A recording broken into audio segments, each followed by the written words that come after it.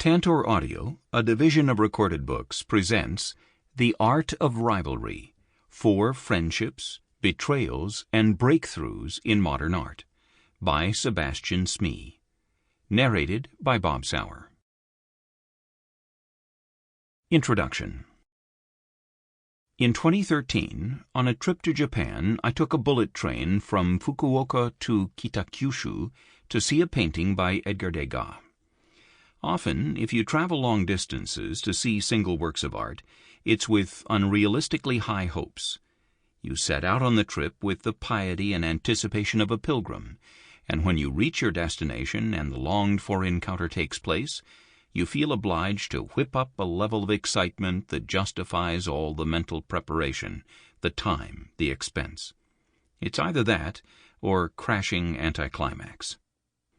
On this trip to Japan, however, I remember feeling neither. The painting I had come to see was a double portrait of Degas' friend, the artist Edouard Manet, and Manet's wife Suzanne. It shows the bearded, dapper Manet reclining on a couch, his expression blank, his body halfway between seated and supine. Suzanne is seated across from him at the piano. It's actually quite a small picture. You could pick it up in your arms without having to stretch too wide. And it's fresh. So fresh it might have been painted yesterday. There's nothing rhetorical or grandiloquent about it.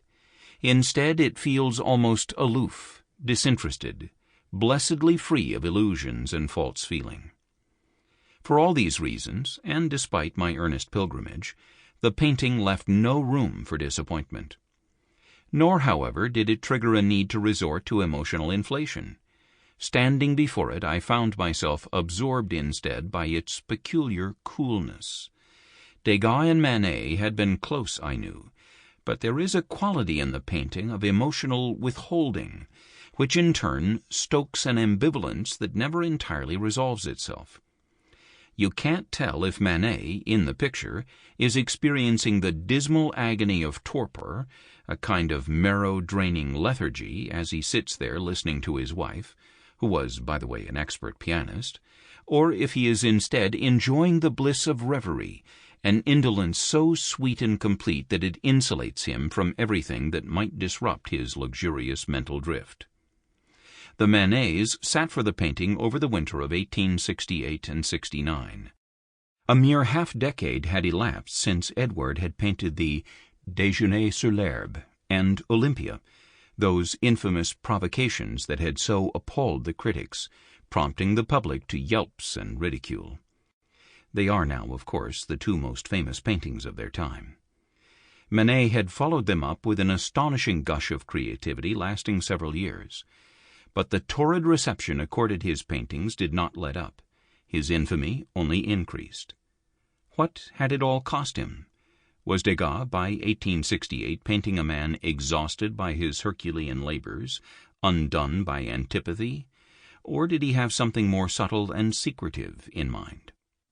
At this point it becomes necessary to say that what I had actually come to Japan to see was not the work as Degas had painted it, but rather its incompletely repaired remains. Not long after its creation, a part of the painting had been sliced away with a knife. The knife had gone right through Suzanne's face and body. This was not, it turns out, the deranged act of some maverick museum-goer, the kind who will once in a while throw acid at a Rembrandt or take a sledgehammer to a Michelangelo. It was the act of Manet himself, and this is where the dismay sets in. For everybody who knew him, loved Manet. He was charming, convivial, self-deprecating, the most gallant, the suavest of men. Why would he do such a thing at a time when he and Degas were supposed to be friends, close enough friends to cooperate on this intimate portrait, has always seemed baffling.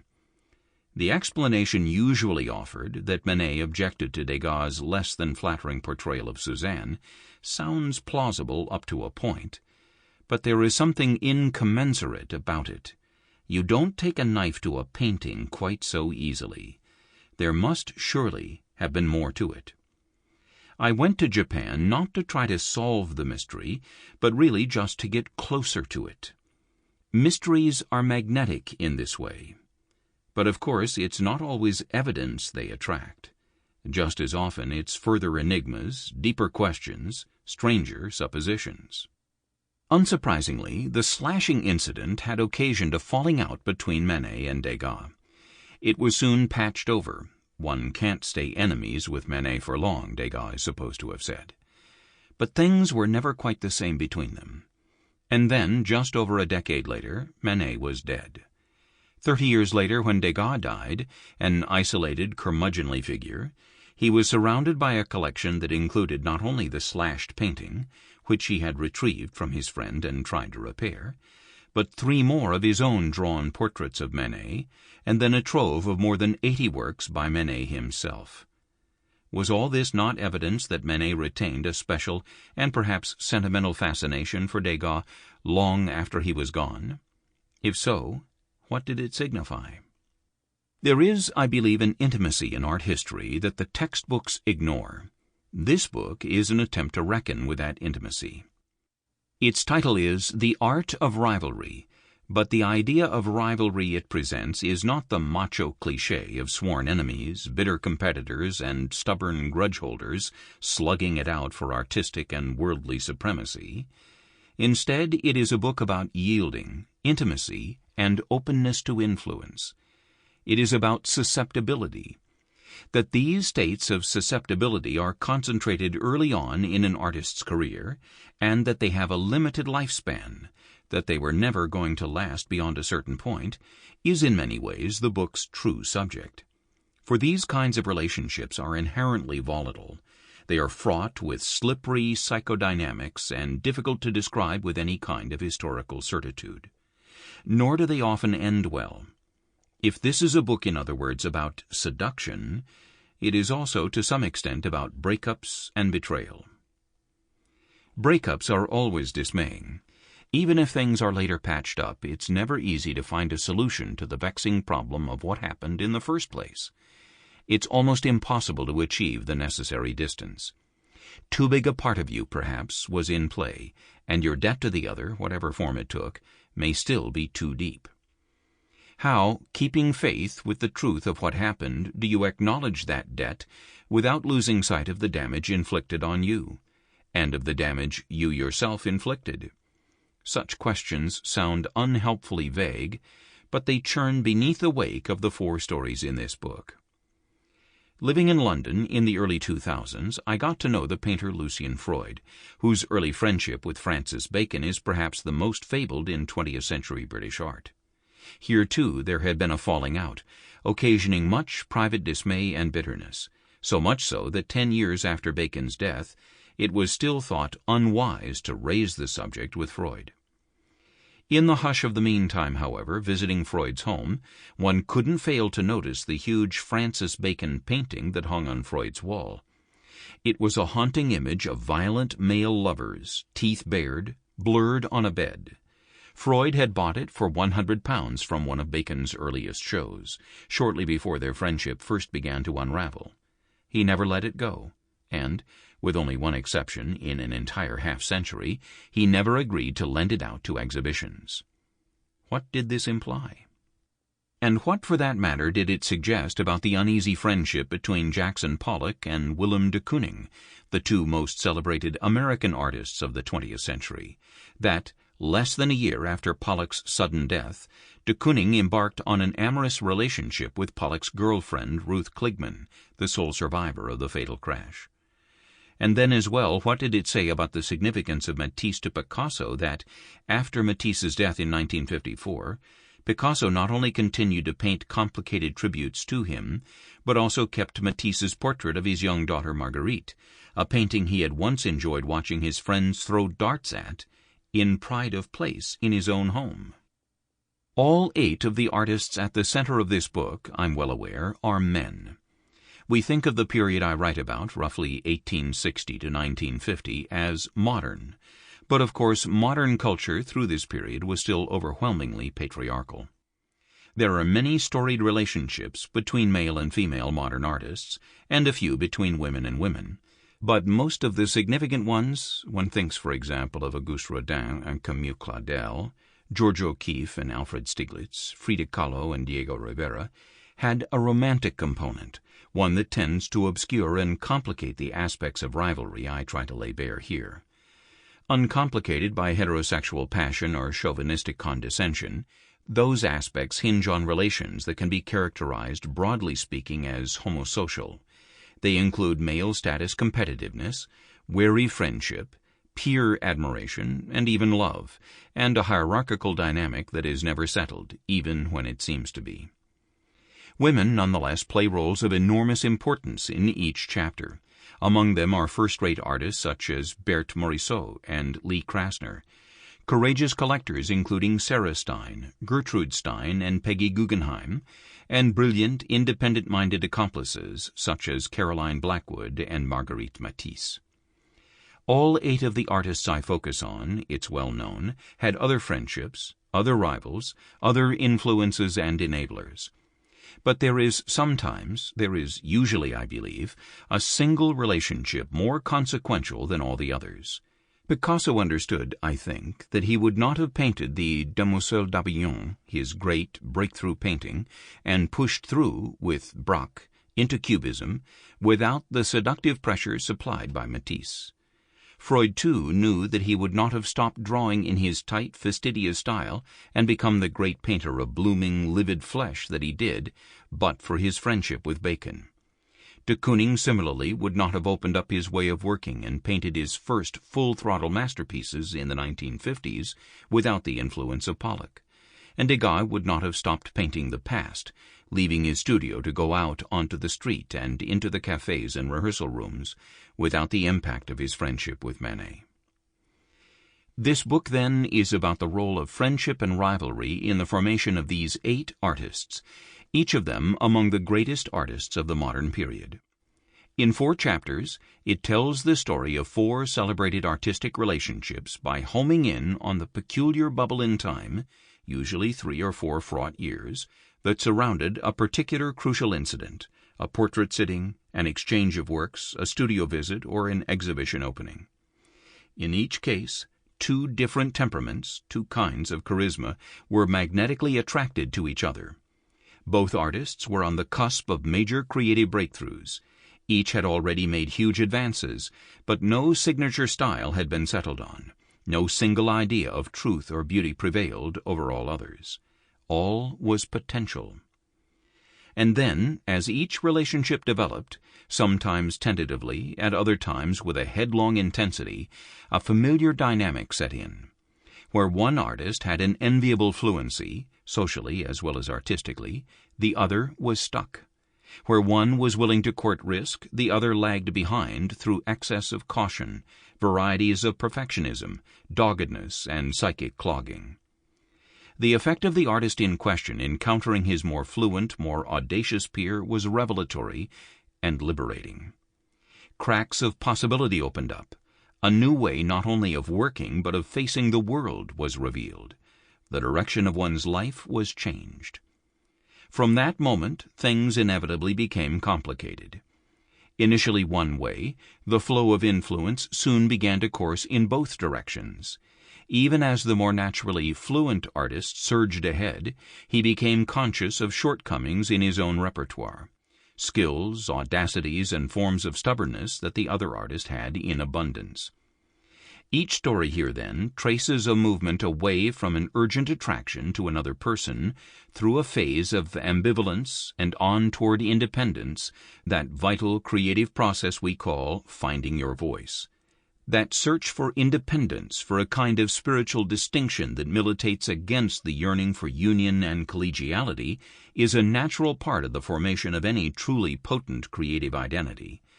But it also speaks, of course, to the very modern yearning to be unique, original, inimitable, to acquire the solitude, the singularity of greatness. And so it's not by chance that the artists I have chosen to write about are both great and modern, because this same dynamic between solitude and recognition, between singularity and belonging, is at the very heart of the story of modernism. If there is a fundamental difference between rivalry in the modern era and rivalry in earlier epochs, as I believe there is, It is that in the modern era, artists developed a wholly different conception of greatness. It was a notion based not on the old established conventions of mastering and extending a pictorial tradition, but on the urge to be radically, disruptively original. Where did this urge come from? It was a response, most basically, to the new conditions of life, to a sense that modern, industrialized urban society, although in some ways representing a pinnacle of Western civilization, had also foreclosed on certain human possibilities. Modernity, many began to feel, had shut off the possibility of forging a deeper connection with nature and with the riches of spiritual and imaginative life. The world, as Max Weber wrote, had become disenchanted. Hence the quickening interest in alternative possibilities. These new fascinations opened up huge areas of artistic terrain.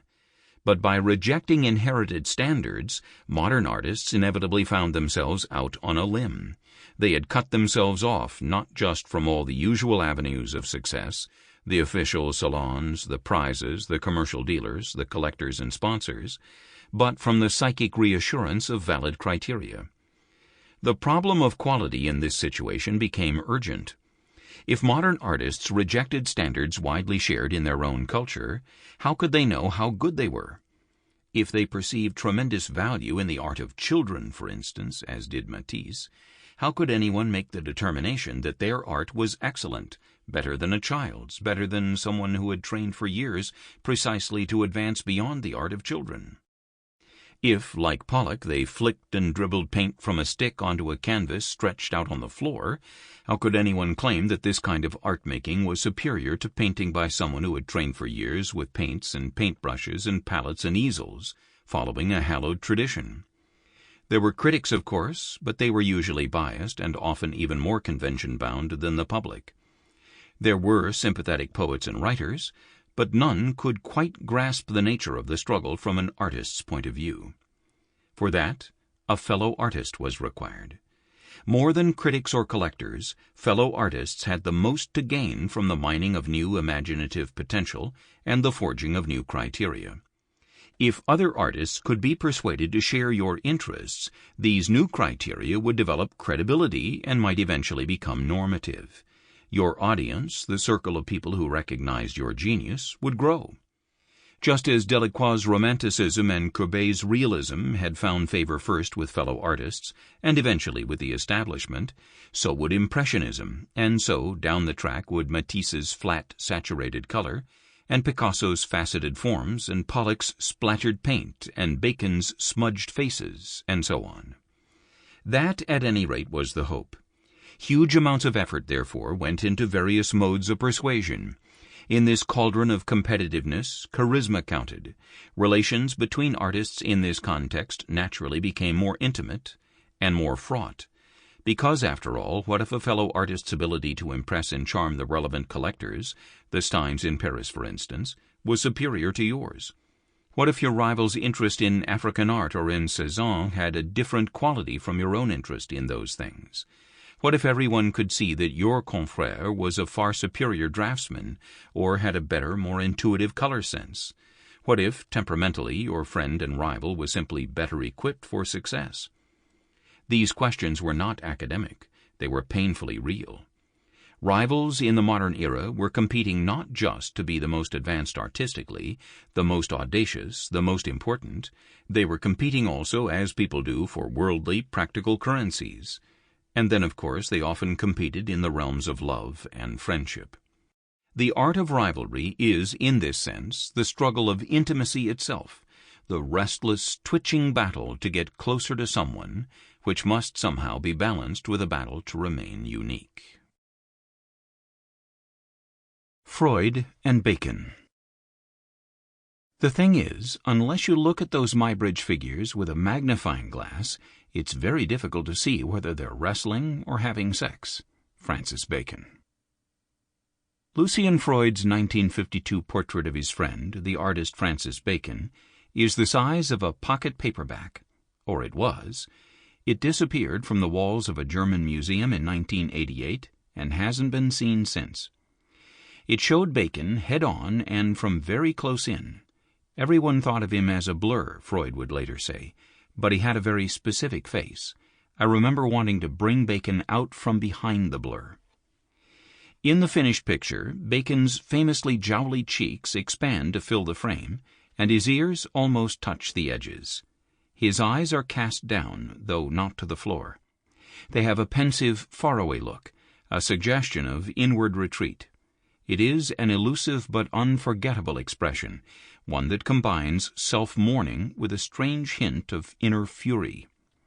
Freud went on to achieve worldwide renown for the fleshy amplitude of his pictures and for his use of thick, oily paint, lavishly applied. But in 1952, when he painted Bacon, his style was very different. He specialized in surface tension. Working on a small scale, he kept the paint as smooth as possible, no visible brush strokes. Control was paramount. So was an evenness of attention, fastidiously maintained across the entire surface of his pictures. Even so, the contrast between the left and right sides of Bacon's distinctive pear-shaped head is odd, and becomes more remarkable the longer you study it. The right, Bacon's right, cast lightly in shadow, is a study in placidity. Over on the left, however, everything is slipping and skidding about. An S-shaped lick of hair, you can count the strands, casts a dashing shadow on Bacon's brow. The whole left side of his mouth twists upward, triggering a pouchy swelling, like the body's response to a sting, at the corner of his mouth. A sheen of sweat shines from that side of his nose. Even the left ear seems to convulse and squirm. Most striking of all is the way Bacon's left eyebrow extends its powerful arabesque into the furrow at the center of his forehead. This has nothing to do with realism, if you take that term literally. No eyebrow behaves this way. But it's the engine that powers the whole portrait, just as the portrait itself is the key to the story of the most interesting, fertile, and volatile relationship in British art of the 20th century. In 1987, 35 years after it was painted and just months before it disappeared, this tiny picture was sent to Washington, D.C. If it hadn't been painted on copper, one could have put a stamp and address on the back and sent it as a postcard. Instead, it was carefully packaged and crated and sent along with 81 other works to the U.S. Capitol. It was to be part of a Freud retrospective organized by Andrea Rose of the British Council at the Hirshhorn Museum and Sculpture Garden, situated on the National Mall. Despite its size, the portrait of Bacon was one of the show's most charismatic objects. It helped, undoubtedly, that the subject himself was famous. Bacon, who was still alive at the time, he died in 1992, was a far better-known artist than Freud himself. Since the 1960s, major exhibitions of his work had been mounted not only in London, where he lived, but also in places like the Grand Palais in Paris and the Guggenheim and Metropolitan Museums in New York.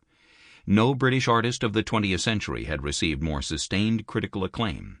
None had plumbed the darker recesses of the popular imagination with a body of work so bold and broadly influential.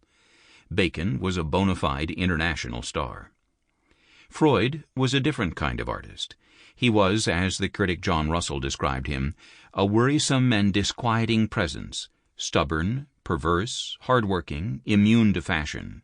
He had exhibited regularly from his early 20s all the way into his 60s. He was now 64, and was enough of a presence in England to be made a Companion of Honor in 1985. But outside the British Isles he barely registered, and in the United States he was quite unknown. Less audacious, at least ostensibly, than Bacon's work, Freud's also appeared more conventional in its fidelity to appearances. His kind of painting, figurative, objective, anchored in observation, had been out of fashion for almost a century. His clearest predecessors were not Pollock and de Kooning, the Dutch-born American painter with whom Bacon was most often compared, much less Duchamp and Warhol, the dominant influences on artists in the 1970s and early 80s. They were 19th century painters such as Courbet, Manet, and especially Degas. His work, what's more, was ugly. His manner of painting, unflinching realism, prolonged scrutiny, a beady eye focus on humid, blotched skin and sagging flesh, was a turn-off. It was raw and rash-ridden, sweaty, You could almost smell it. It certainly didn't fit with the American museum world's notion of advanced art, which, since the 1960s, had tended to be minimal, abstract, conceptual, and altogether more hygienic. And yet, for all Freud's peculiarity, for all the sense that he was some kind of throwback, a growing number of people in Britain, critics, dealers, fellow artists, had come to feel that he was nearing the height of his powers as an artist. For the best part of 2 decades he had been producing paintings of such visceral impact, such sustained intensity and conviction, that although they did not fit into any obvious category or narrative of contemporary art, they were impossible to dismiss. Keen, then, to extend his reputation beyond the UK, the British Council had organized an exhibition of Freud's work they could send abroad. Organizers at the British Council selected the works and negotiated the loans. Most of Freud's works were in private collections. They produced a handsome catalogue, too, with an insightful introductory essay by Robert Hughes, the influential Time magazine art critic. Hughes homed in on Freud's portrait of Bacon in the essay's very first sentence. The portrait's even light, he wrote, had something Flemish about it. Its size conjured the Gothic world of the miniature. It was tight, exact, meticulous, and, most eccentrically, when seen in the late 50s, a time of urgent gestures on burlap, it was painted on copper. But what made the picture truly mesmerizing, stressed Hughes, was that it was also uncannily modern. Freud had caught a kind of visual truth, he wrote, at once sharply focused and evasively inward, that rarely showed itself in painting before the 20th century. He had somehow given Bacon's pear-shaped face the silent intensity of a grenade in the millisecond before it goes off. The British Council secured venues for the show in Paris, London, and Berlin, but they had trouble finding a U.S. venue. Freud wasn't well enough known, American museum curators claimed. His fleshy, indecorous work would be disconcerting to the general public. He was too British, too old school, too real. The American curator Michael Oping later recalled the general consensus. Confronting Freud's work in the context of American post-war avant-garde art, he wrote, was like discovering pungent molds on the pristine white walls of the museum. But the British Council wouldn't give up. They contacted James Demetrian, the director of the Hirshhorn, part of the family of museums in Washington, D.C., operated by the Smithsonian Institution. They explained the predicament. Demetrian listened. He was surprised, he later recalled, that no New York museum was interested. Apparently Freud was not well known outside of Britain, which kind of baffled me, he said. He agreed to take the show, and his decision turned out to be a coup, not only for himself and the Hirshhorn, but, in a major way, for Freud. The show opened at the Hirshhorn, the first of 4 international venues, on September 15, 1987. Freud would be turning 70 in 5 years, and yet this was the first major representation of his work outside Great Britain. Against all expectations, it turned into a blockbuster. Strong reviews in major newspapers, weekly magazines, and art journals up and down the eastern seaboard, along with Hughes's essay, which was published independently in the New York Review of Books, and a profile in the New York Times Magazine, all helped promote it as a major, galvanizing event. Freud's career took off. Before long, he had dropped his English dealer and was selling his works exclusively through 2 prestigious New York galleries. And within 10 years he was being acclaimed as the most famous living painter not just in Britain, but, arguably, in the world. In May 2008, one of his paintings, Benefit's Supervisor Sleeping, became the most expensive work by a living artist, selling to the Russian billionaire Roman Abramovich for $33.6 million. Another painting of the same subject, Sue Tilley, sold for $56.2 million in 2015. After its spell at the Hirshhorn, the exhibition left the United States for stints at prominent museums in Paris and London. Its final stop was in Berlin, where it opened at the end of April 1988. The venue here in the city where Freud was born and grew up was the Neue Nationalgalerie. Other museums in Germany had expressed interest in taking the show and had been willing to meet all the costs, but Freud, according to Andrea Rose, wouldn't hear of it. He insisted that the show be held in Berlin or not in Germany at all. Unfortunately, the Neue Nationalgalerie was reluctant to get involved. Sample complete. Ready to continue?